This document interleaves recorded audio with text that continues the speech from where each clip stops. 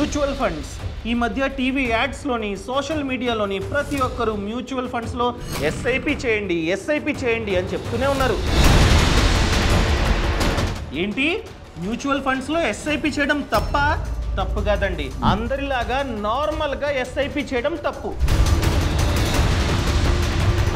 నేను చెప్పేది ఏంటంటే ప్రతి ఒక్కరూ తెలివిగా మ్యూచువల్ ఫండ్స్లో ఎస్ఐపి చేయాలి. అలా తెలివిగా చేస్తే ఎక్కువ రిటర్న్స్ మీకైతే వస్తాయి. వేరే వాళ్ళతో కంపేర్ చేస్తే లక్షల్లో రిటర్న్స్ అనేవి తేడా ఉంటాయి. సో ఈ రోజు ఈ వీడియోలో తెలివిగా మ్యూచువల్ ఫండ్ లో ఎస్ఐపి చేయడానికి 5 టిప్స్ చెప్తా. ఈ 5 టిప్స్ పాటిస్తే మీరు ఖచ్చితంగా తెలివిగా ఇన్వెస్ట్మెంట్ చేస్తారు. ఆ తర్వాత మంచిగా రిటర్న్స్ అనేవి వస్తూ ఉంటాయి వేరే వాళ్ళతో కంపేర్ చేస్తే, అండ్ లాసెస్ రావడానికి ఛాన్సులు చాలా తక్కువగా ఉంటాయి. ఆ టిప్స్ ఏంటో మీకు అర్థం కావాలంటే ఈ వీడియోని లాస్ట్ వరకు చూడండి. అంతేకాకుండా ఇంతవరకు ఈ ఛానల్ని సబ్స్క్రైబ్ చేసుకోకపోతే ఇప్పుడే సబ్స్క్రైబ్ చేసుకోండి. నేను మీకు కౌశిక్ మరిడి. ఫస్ట్ టిప్ ఏంటంటే చాలా మంది ఫిక్స్డ్ ఎస్ఐపిని చేస్తూ ఉంటారు. 99% ఆఫ్ పీపుల్ ఫిక్స్డ్ ఎస్ఐపిని చేస్తూ ఉంటారు. అది తప్పు. ఫిక్స్డ్ ఎస్ఐపి అంటే ఫర్ ఎగ్జాంపుల్ జాబ్ వచ్చింది లేదా బిజినెస్ని స్టార్ట్ చేశారు, ఇన్కమ్ వస్తూ ఉంది, ఏం చేశారు ఎస్ఐపిని స్టార్ట్ చేశారు. వాళ్ళు వీళ్ళు చెప్తున్నారని చెప్పి 2 ఫండ్స్ అనుకుందాం. ఒక ఫండ్ 5,000 ఎస్ఐపి, ఇంకొక ఫండ్ 5,000 ఎస్ఐపి. 2 ఫండ్స్ లో ఇన్వెస్ట్మెంట్ చేస్తున్నారు. 5,000 టోటల్ గా 10,000. మీ కెపాసిటీ ఇంతే ఇప్పుడు ప్రెసెంట్. సో 10,000 ని ప్రతి మంత్ ఇన్వెస్ట్మెంట్ చేస్తున్నారు. ఫైన్. కానీ చాలా మంది చేసే తప్పు ఏంటంటే ఎవ్రీ ఇయర్ ఈ ఎస్ఐపి అమౌంట్ ని పెంచుకోరు. 10,000 అంటే 10,000. ఎన్ని ఇయర్స్ అయినా 5,000 10,000 అంతే, పెంచుకోరు. కానీ ఎవ్రీ ఇయర్ మన జీతం పెరుగుతూ ఉంటుంది కదా. మంచిగా బిజినెస్ చేస్తున్నట్లయితే ఆదాయం పెరుగుతూ ఉంటుంది, బిజినెస్ లో ఇన్కమ్. సో పెరుగుతుంది కాబట్టి మన ఇన్వెస్ట్మెంట్ ని పెంచాలి. కానీ చాలా మంది పెంచరు, ఫిక్స్డ్. సో 10,000 ఇన్వెస్ట్మెంట్ చేస్తున్న 2 ఫండ్స్ లో అంతే. 2 ఇయర్స్ అయినా 3 ఇయర్స్ అయినా 5 ఇయర్స్ అయినా అంతే. ఏదైతే శాలరీ పెరుగుతుందో దాంతో లగ్జరీగా బ్రతుకుతారు, అంతేగాని ఇన్వెస్ట్మెంట్స్ ని పెంచుకోరు. దాన్నే ఫిక్స్డ్ ఎస్ఐపి అంటాం. అది తప్పు. మరేం చేయాలి? Step up SIP. ప్రతి ఒక్కరూ స్టెప్ అప్ ఎస్ఐపిని చూస్ చేసుకోవాలి. ఏంటి స్టెప్ అప్ ఎస్ఐపియా అంటే ఫర్ ఎగ్జాంపుల్ వాళ్ళు అడుగుతారు ఎంత పర్సంటేజ్ పెంచాలి ఇన్వెస్ట్మెంట్ ని ప్రతి ఇయర్. ఎగ్జాంపుల్ గా మీ శాలరీ హైక్ 10% వస్తుంది అనుకుందాం. సో 10% పెంచండి. ఫస్ట్ ఇయర్ చూసుకున్నట్లయితే 5,000, ఒక ఫండ్ గురించి మాట్లాడుతున్నా. ఫస్ట్ ఇయర్ చూసుకున్నట్లయితే 5,000 ఇన్వెస్ట్మెంట్ అవుతుంది. సెకండ్ ఇయర్ మనం పెంచాల్సిన అవసరం లేకుండా ఆ ఎస్ఐపి అమౌంట్ ని మనం పెంచాల్సిన అవసరం లేకుండా ఆటోమేటిక్ గా 10% పెరుగుతుంది. సో సెకండ్ ఇయర్ చూసుకున్నట్లయితే 5,500 కట్ అవుతూ ఉంటుంది. అర్థమైందా అండి? మళ్ళీ థర్డ్ ఇయర్ చూసుకున్నట్లయితే ఈ 5,500 మీద 10% అంటే 6,050 రూపీస్. ఇంకా నెక్స్ట్ ఇయర్ చూసుకున్నట్లయితే 6,655 రూపీస్ కట్ అవుతూ ఉంటుంది అనమాట. ఇలా ఎన్నైతే ఫండ్స్ ఉన్నాయో, మీరు ఎన్ని ఫండ్స్ లో అయితే ఇన్వెస్ట్మెంట్ చేస్తున్నారో ప్రతి దానికి స్టెప్ అప్ ఎస్ఐపిని చూస్ చేసుకోండి.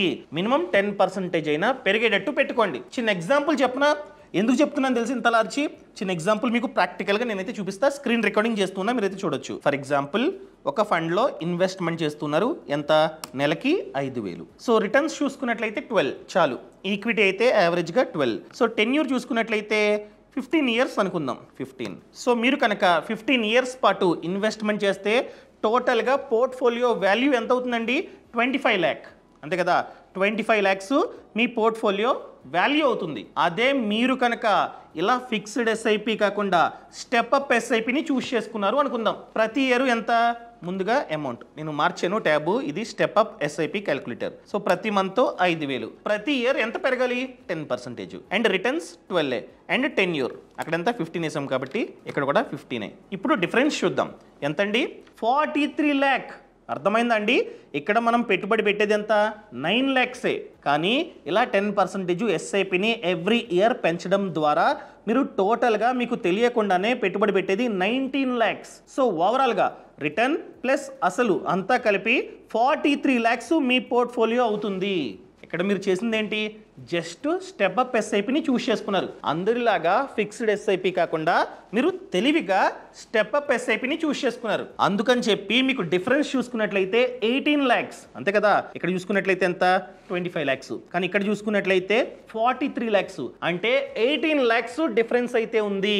అందుకనే స్టార్టింగ్ లో చెప్పా, తెలివిగా ఇన్వెస్ట్మెంట్ చేస్తే లక్షల్లో ఎక్కువగా రిటర్న్స్ మీకైతే వస్తాయని చెప్పి. ఇదే ప్రూఫ్. అర్థమైందా అండి? సో దీన్ని ఏ విధంగా చూస్ చేసుకోవాలి? ఫర్ ఎగ్జాంపుల్ మీరు ఒక ఏఎంసి అసెట్ మేనేజ్మెంట్ కంపెనీ వద్ద ఇన్వెస్ట్మెంట్ చేస్తున్నారు. వాళ్ళకి చెప్పండి ఇలా 10% స్టెప్ అప్ ఎస్ఐపిని నేను చూస్ చేసుకుందాం అనుకుంటున్నా అని చెప్తే వాళ్ళు పెంచుతారు. లేదా గ్రో ద్వారానో పేటిఎం మనీ ద్వారానో మీరు ఇన్వెస్ట్మెంట్ చేస్తున్నారు, అక్కడ కూడా ఆప్షన్ ఉంటుందన్నమాట. మీకు కావాలంటే ప్రాక్టికల్గా ఇంకొక వీడియో చేస్తా, స్టెప్ అప్ ఎస్ఐపిని ఏ విధంగా చూస్ చేసుకోవాలో. ఆ వీడియో కావాలంటే కింద కామెంట్లో తెలపండి. సో మీరు అడిగితే ఖచ్చితంగా నేనైతే వీడియోతో మీ ముందుకు వస్తాను అనమాట. ఇది ఫస్ట్ టిప్. ఇంకా second one SIP date. So long term లో ఎస్ఐపి డేట్ కూడా రిటర్న్స్ ని ఇన్ఫ్లుయెన్స్ చేస్తుంది. ఎస్, మనలో చాలా మంది నార్మల్ గా ఎస్ఐపి డేట్ ని ఏం చూస్ చేసుకుంటారండి? Max to max month starting లేదా మంత్ ఎండ్. కొందరికి 28th, 29th, 30, 31 ఈ విధంగా జీతం పడుతూ ఉంటుంది. సో వాళ్ళు ఏంటంటే మంత్ ఎండ్ డేట్ ని చూస్ చేసుకుంటారు, 29, 30, 31. కొందరు చూసుకున్నట్లయితే వాళ్ళకి జీతం అన్నది 1వ తారీఖు, 2, 3 ఈ విధంగా పడుతూ ఉంటుంది. సో వాళ్ళు కూడా ఫస్ట్ 10 days లో ఏదో ఒక డేట్ ని చూస్ చేసుకుంటారు కదా. కానీ డేటా చూస్తే మంత్ స్టార్టింగ్ లోని ఎండ్ లోని చాలా సార్లు మార్కెట్ అన్నది అప్ డౌన్ అవుతుంది. ముఖ్యంగా చెప్పాలంటే చాలా సార్లు అప్ లో ఉంటుందండి. ఇది నేను చెప్తుంది కాదు, డేటా చెప్తుంది, నేను చెప్తున్నా. అలా అప్ లో ఉన్నప్పుడు మనం కనుక ఎస్ఐపి పెట్టుకుంటే ఏమవుతుంది? అప్ లో ఉంది కాబట్టి, మార్కెట్ అప్ లో ఉంది కాబట్టి ఎన్ఏవి కూడా చాలా సందర్భాల్లో అప్ లో ఉంటుంది. అలాంటి సందర్భాల్లో మనకు వచ్చే యూనిట్స్ అనేవి తక్కువ ఉంటాయి. తక్కువ యూనిట్స్ ఎలొకేషన్ జరుగుతాయి, ఎందుకంటే ఎన్ఏవి ఎక్కువ ఉంది. అదే మనం కనుక మార్కెట్ అన్నది డౌన్ లో ఉన్నప్పుడు లేదా నార్మల్ గా ఉన్నప్పుడు మనం కనుక ఇన్వెస్ట్మెంట్ చేస్తే ఎన్ఏవి కాస్త తక్కువ ఉంటుంది కాబట్టి ఎక్కువ యూనిట్స్ అనేవి ఎలొకేట్ అవుతాయి. గుర్తు పెట్టుకోండి, ప్రతి దానికి టర్మ్స్ అండ్ కండిషన్స్ అప్లై. ఎందుకంటే మార్కెట్ ఎప్పుడు ఇలాగే ఉంటుందని ఎవ్వరూ చెప్పలేరు, నేను కూడా చెప్పను. సో మీరు కనుక మంత్ మిడిల్లో అనగా 10 to 20 మిడిల్లో మీరు కనుక ఎస్ఐపిని పెట్టుకుంటే మేబీ ఎన్ఏవి తక్కువ ఉండి ఎక్కువ యూనిట్స్ అనేవి ఎలొకేట్ అవ్వడానికి ఛాన్సులు ఉంటాయి. చిన్న ఎగ్జాంపుల్ చెప్పనా మీకు. మీరు 10,000 ఒకే ఫండ్ లో 10,000 ని ఇన్వెస్ట్మెంట్ చేస్తూ ఉన్నారు అనుకుందాం. మీరు జనరల్ గా 1వ తారీఖు అనుకుందాం. 1వ తారీఖు మార్కెట్ కాస్త అప్ లో ఉంది. ఎన్ఏవి చూసుకున్నట్లయితే 100 ఉంది. సో ఎన్ఏవి 100 ఉంది కాబట్టి మీకు 100 యూనిట్స్ అనేవి ఎలొకేట్ అవుతాయి, అంతే కదా. అదేవిధంగా మంత్ ఎండ్లో లాస్ట్లో చూసుకున్నట్లయితే ఎన్ఏవి కాస్త ఎక్కువ ఉంది. ఎంత ఉంది? 102 ఉంది, 102. సో 102 ఉంది కాబట్టి మీకు జస్ట్ 98 యూనిట్స్ మాత్రమే అలొకేట్ అవుతాయి. మంత్ మిడిల్లో చూసుకున్నట్లయితే కొంచెం తగ్గింది, మార్కెట్ నార్మల్గా ఉంది, ఎన్ఏవి కూడా తగ్గింది. ఎన్ఏవి చూసుకున్నట్లయితే 98 ఉంది. సో 98 ఉంది కాబట్టి మీకు 102 యూనిట్స్ అనేవి ఎలొకేట్ అవ్వడానికి ఛాన్స్ ఉంది. అర్థమైందా అండి? సో చూసుకోండి, ఫస్ట్లో అయితే 100 యూనిట్సే, లాస్ట్లో అయితే 98 యూనిట్సే, కానీ మిడిల్లో చూసుకున్నట్లయితే 102 యూనిట్స్. అంటే కాస్త యూనిట్స్ ఎక్కువ మీకైతే ఎలొకేషన్ జరిగింది. ఇలా ప్రతి మంత్ జరిగితే లాంగ్ టర్మ్లో ఎంత డిఫరెన్స్ వస్తుందండి, ఎంత రిటర్న్స్ మనకైతే ఆదవుతుంది, అవునా కదా. సో దీన్ని కూడా మీరైతే గమనించాలి.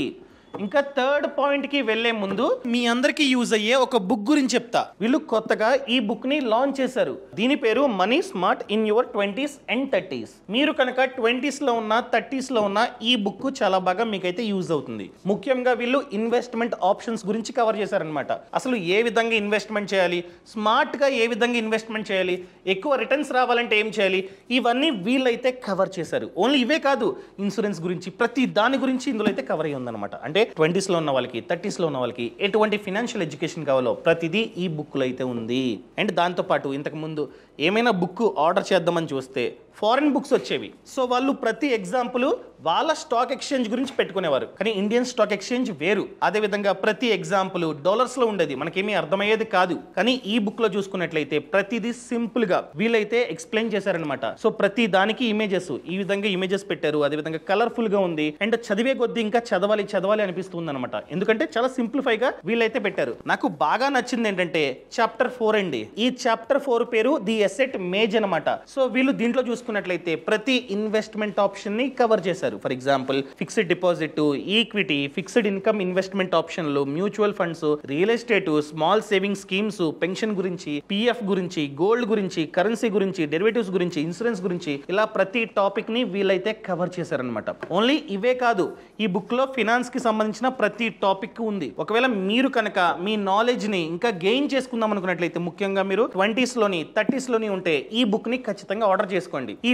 ఈ బుక్ యొక్క లింక్ అన్నది పక్కన కామెంట్స్ లోని కింద డిస్క్రిప్షన్ లోని పెట్టా. అండ్ అదే విధంగా మన యూజర్స్ ఎవరైతే మన ఛానల్ సబ్స్క్రైబర్స్ ఉంటారో వాళ్ళకి స్పెషల్ డిస్కౌంట్ ఉంది. దానికోసం మీరు స్పెషల్ గా కూపన్ కోడ్ ని ఎంటర్ చేయాలి. కూపన్ కోడ్ వచ్చేసి SAVE15. సో ఆర్డర్ చేసుకునే టైంలో ఈ కూపన్ కోడ్ ని ఎంటర్ చేస్తే 15% వరకు మీకైతే డిస్కౌంట్ వస్తుంది. ఈ బుక్ ని ఆర్డర్ చేసుకుందాం అనుకున్నట్లయితే పక్కన కామెంట్స్ లోని కింద డిస్క్రిప్షన్ లో లింక్ ఇచ్చి ఒకసారి చూడండి. ఇంకా డైరెక్ట్ గా థర్డ్ టిప్ ఏంటంటే, చాలా సార్లు మార్కెట్ డౌన్ లో ఉంటుంది, ముఖ్యంగా కరెక్షన్లు జరుగుతూ ఉంటాయి. చాలా మంది ఏం చేస్తారంటే చూస్తారు, పేటిఎం మనీ, గ్రో, ఎక్సెట్రా ఉన్నాయి కదా యాప్స్, చూస్తారు, అయ్యో బాబోయ్ రెడ్ లో ఉంది, లాసు అని చెప్పి అమ్మేస్తారు. అలా మీరైతే చేయకండి. మీరు రివర్స్, మీరేం చేయాలి, అలా మార్కెట్లో కరెక్షన్ జరిగినప్పుడు, పోర్ట్ఫోలియో మైనస్ లో ఉన్నప్పుడు మీరు ఎక్కువ డబ్బుని ఇన్వెస్ట్మెంట్ చేయాలి. ఫర్ ఎగ్జాంపుల్ ఎటువంటి కరెక్షన్ జరగలే, నార్మల్ గా ఉంది అనుకుందాం. సో నార్మల్ గా ఉన్నప్పుడు ఎన్ఏవి ఎంత, ఎగ్జాంపుల్ గా మీరు ప్రతి మంత్ 10,000 ఇన్వెస్ట్మెంట్ చేస్తున్నారు, 10,000 SIP. So stock market normal గా ఉంది కాబట్టి ఎన్ఏవి 50 అనుకుందాం. సో 10,000 ఇన్వెస్ట్మెంట్ చేశారు, 10,000 డివైడెడ్ బై 50 చూసుకున్నట్లయితే 200 యూనిట్స్ వస్తాయి. ఇంకొక ఎగ్జాంపుల్, స్టాక్ మార్కెట్ డౌన్ లో ఉంది. సో ఎన్ఏవి చూసుకున్నట్లయితే 10% తగ్గింది ఆ ఫండ్ కి. సో ప్రెసెంట్ స్టాక్ మార్కెట్ లో కరెక్షన్ జరుగుతుంది కాబట్టి ఎన్ఏవి 10% తగ్గింది, అంటే 45 రూపీస్ కి తగ్గిందండి. ఇలాంటి సందర్భాల్లో మీరు అదే 10,000 ని ఇన్వెస్ట్మెంట్ చేస్తే 10,000 డివైడెడ్ బై 45 అంటే 222 యూనిట్స్. నార్మల్ గా ఉంటే 200 యూనిట్సే వస్తాయి. అదే కరెక్షన్ జరిగింది కాబట్టి, ఎన్ఏవి తగ్గింది కాబట్టి 222 యూనిట్స్ మీకైతే వస్తాయి. సో మీరు జనరల్గా పెంచుకోకుండా నార్మల్గా ఇన్వెస్ట్మెంట్ చేసినా కూడా 22 యూనిట్స్ మీకైతే అదనంగా వస్తాయి. నేను చెప్పేది ఏంటంటే, అందరిలాగా నార్మల్గా ఇన్వెస్ట్మెంట్ చేయకండి, అదనంగా ఇంకొక 5,000 అదే మ్యూచువల్ ఫండ్లో ఇన్వెస్ట్మెంట్ చేయండి. ఎందుకంటే మార్కెట్ డౌన్లో ఉంది. సో మీరు కనుక 15,000 టోటల్గా 15,000ని మీరు కనుక ఇన్వెస్ట్మెంట్ చేస్తే 15,000 డివైడెడ్ బై 45 ఎంత, 333 యూనిట్స్. అర్థమైందండి? ఇలా నేను చెప్పేది ఏంటంటే, మార్కెట్ డౌన్లో ఉన్నప్పుడు అందరిలాగా నార్మల్గా ఎస్ఐపిని కంటిన్యూ చేయకుండా మీరు ఎఫర్ట్స్ పెట్టి టాప్అప్ చేయండి, లేదా అదనంగా మీరైతే డబ్బుని ఇన్వెస్ట్మెంట్ చేయండి. ఇలా చేస్తే లాంగ్ టర్మ్ లో డౌన్ అయిన ప్రతిసారి మీరైతే ఇలా చేయాలి. అర్థమైందండి? ఒకసారి కాదు, డౌన్ అయిన ప్రతిసారి మీరు కనుక టాప్అప్ చేసుకున్న, ఎక్స్ట్రాగా ఇన్వెస్ట్మెంట్ చేసిన, లాంగ్ టర్మ్ లో మంచి పోర్ట్ఫోలియో క్రియేట్ అవుతుంది, మంచి రిటర్న్స్ తో. అర్థమైందండి? ఎందుకంటే తగ్గినప్పుడు ఎక్కువ డబ్బుని ఇన్వెస్ట్మెంట్ చేస్తారు, ఎక్కువ యూనిట్స్ అనేవి వచ్చాయి. సో లాంగ్ టర్మ్ లో మంచి పోర్ట్ఫోలియో క్రియేట్ అవుతుంది. దీన్ని ఖచ్చితంగా మీరైతే పాటించండి. ఇంకా ఫోర్త్ వన్, చాలా మంది చేసే తప్పు ఏంటంటే, చాలా మంది చెప్తున్నారు ఈక్విటీ బాగుంటుంది అని చెప్తున్నారు. సో వీళ్ళేం చేస్తారు, వీళ్ళ సేవింగ్స్ కెపాసిటీ 10,000, ప్రతి మంత్ 10,000 వాళ్ళైతే సేవ్ చేయగలరు. సో వాళ్ళు 10,000 తీసుకెళ్లి ఈక్విటీ మ్యూచువల్ ఫండ్స్ లోనే ఇన్వెస్ట్మెంట్ చేస్తుంటారు. అది తప్పు. మనం డైవర్సిఫై చేయాలి. ఎప్పుడైనా సరే 100% ఈక్విటీలో పెట్టకూడదు. ఎగ్జాంపుల్ గా ఒక 60% ఈక్విటీ, 10,000 ఇన్వెస్ట్మెంట్ చేస్తున్నాడు కదా, 6,000 వచ్చేసి ఈక్విటీ మ్యూచువల్ ఫండ్స్ లో ఇన్వెస్ట్మెంట్ చేయాలి. అదే విధంగా 30% వచ్చేసి డెట్, ఎందుకంటే డెట్ లో రిస్క్ అన్నది తక్కువ ఉంటుంది. So by any chance equity down అయినా, స్టాక్ మార్కెట్ బాగా పడిపోయినా ఇది కాపాడుతుంది పోర్ట్ఫోలియోని. రిమైనింగ్ 10% వచ్చేసి గోల్డ్ మ్యూచువల్ ఫండ్స్ లో ఎస్ఐపి చేసుకోవాలి. అంటే ఈ లెక్క ప్రకారం 1000 గోల్డ్ మ్యూచువల్ ఫండ్స్ లో ఇన్వెస్ట్మెంట్ చేసుకోవాలి. ఎప్పుడైనా స్టాక్ మార్కెట్ పడిందంటే గోల్డ్ ధర పెరుగుతుంది. అర్థమైందండి? సో అది పడినా కూడా గోల్డ్ ధర పెరుగుతుంది కాబట్టి రిటర్న్స్ ఇక్కడ వస్తూ ఉంటాయి. సో పోర్ట్ఫోలియో డైవర్సిఫై అవుతుంది. ఫర్ ఎగ్జాంపుల్ 10,000ని నేను చెప్పిన విధంగా మీరైతే ఇన్వెస్ట్మెంట్ చేశారు అనుకుందాం, 10 ఇయర్స్ పాటు. ఈక్విటీలో 12% రిటర్న్ జనరేట్ అయితే మీ అమౌంట్ అంటే 10 ఇయర్స్ తర్వాత మీ అమౌంట్ అన్నది 14 lakhs అవుతుంది. అదే 3,000 డెట్లో మీరు కనుక ఇన్వెస్ట్మెంట్ చేశారు అనుకుందాం, ప్రతి మంత్ 7% రిటర్న్ ని వేసినా కూడా 10 years లో ఆ అమౌంట్ 5,20,000 అవుతుంది. అదే 1,000 రూపీస్ ప్రతి మంత్ 1,000 రూపీస్ మీరు కనుక గోల్డ్ మ్యూచువల్ ఫండ్స్ లో ఇన్వెస్ట్మెంట్ చేసుకుంటూ పోయారు 10 years పాటు. అలాంటప్పుడు మీ పోర్ట్ఫోలియో వాల్యూ 1,84,000 అవుతుంది. ఇంత డైవర్సిఫికేషన్ చేసుకున్నా కూడా రిటర్న్స్ ఈ విధంగా వస్తాయి. టర్మ్స్ అండ్ కండిషన్స్ అని చెప్పా, రిటర్న్స్ ఈ విధంగా జనరేట్ అయితే 10 years లో మీ పోర్ట్ఫోలియో వాల్యూ 21 lakhs అవుతుంది. అదే డబ్బంతా తీసుకెళ్లి ఒకే చోట మీరు ఇన్వెస్ట్మెంట్ చేశారు. ఆ టైంలో మీకు డబ్బు కావాల్సి వచ్చినప్పుడు 10 years తర్వాత మార్కెట్ డౌన్లో ఉంది, మొత్తం పడిపోయింది అనుకుందాం. అలాంటప్పుడు లాసెస్ మీకైతే వస్తాయి. ఇలా డైవర్సిఫికేషన్ చేసుకుంటే లాసెస్ పెద్దగా రావు. లాస్ట్ వన్, చాలా మంది డైవర్సిఫికేషన్ అంటున్నారని చెప్పి ఓవర్ డైవర్సిఫికేషన్ చేస్తున్నారు. మీరు మాత్రం అలా చేయకండి, ఓవర్ డైవర్సిఫికేషన్ చేయకూడదు. అర్థమైందండి? ఎంత చేయాలో అంతే చేయాలి. నేను చెప్పా క్లియర్గా, 60 ఇది, 30 ఇది, 10 ఇది అని చెప్పి అలా చేసుకోవాలి అంతే తప్ప. ఫర్ ఎగ్జాంపుల్ మీరు 10,000ని ఇన్వెస్ట్మెంట్ చేస్తున్నారు, 10 మ్యూచువల్ ఫండ్స్లో ఆ 10,000ని పెట్టకూడదు. 1000 నో. అలా చేస్తే మేబీ ఓవర్లాప్ అవ్వడానికి ఛాన్స్ ఉంది. ఫర్ ఎగ్జాంపుల్ ఈ 10 మ్యూచువల్ ఫండ్స్లో ఒక 6 mutual funds equity mutual funds అనుకుందాం. మీరు ఏం చేశారు, పెద్దగా నాలెడ్జ్ లేక same kind of equity mutual ఫండ్స్లో ఇన్వెస్ట్మెంట్ చేశారు. అందులో ఫండ్ మేనేజర్ ఇన్వెస్ట్మెంట్ చేసే కంపెనీ సేమే, ఇందులో ఇన్వెస్ట్మెంట్ చేసే కంపెనీ సేమే. అంటే ఫండ్ మేనేజర్లు ఇన్వెస్ట్ చేస్తారు కదా, సో అందులో సేమ్ కంపెనీస్ ఉన్నాయి, ఇందులో సేమ్ కంపెనీస్ ఉన్నాయి. అంటే ఓవర్లాప్ అయిపోద్ది పోర్ట్ఫోలియో. అలా చేయకూడదు. దాని బదులు ఒక 3, 4, 5, 6 మ్యాక్స్ టు మ్యాక్స్ 6 కూడా వద్దండి, ఒక 4 అనుకుందాం. ఆ 4 ఎలా ఉండాలంటే ఒక mutual fund equity mutual fund, ఒక mutual fund debt mutual fund, ఒక mutual fund gold mutual fund, ఇంకొక మ్యూచువల్ ఫండ్ ఈక్విటీలోనే మేబీ స్మాల్ క్యాప్, ఒకటి వచ్చేసి లార్జ్ క్యాప్, ఇంకొకటి వచ్చేసి స్మాల్ క్యాప్. అర్థమైందండి? 4 ఫండ్స్, ఒకటి లార్జ్ క్యాప్, ఒకటి స్మాల్ క్యాప్ లేదా మిడ్ క్యాప్, ఇంకొకటి డెట్, ఇంకొకటి గోల్డ్. అలా ప్లాన్ చేసుకోవాలి. ఇలా చేసుకుంటే పెద్దగా ఓవర్లాప్ అన్నది జరగదు. సో 10,000ని ఒక మ్యూచువల్ ఫండ్స్లో 1000 చప్పున 10 మ్యూచువల్ ఫండ్స్లో ఇన్వెస్ట్మెంట్ చేసే బదులు ఎగ్జాంపుల్గా 3 ఒక్కో మ్యూచువల్ ఫండ్లోని 3,333 రూపాయలు అలా చేసుకుంటే బెటర్ అన్నమాట. అర్థమైందండి?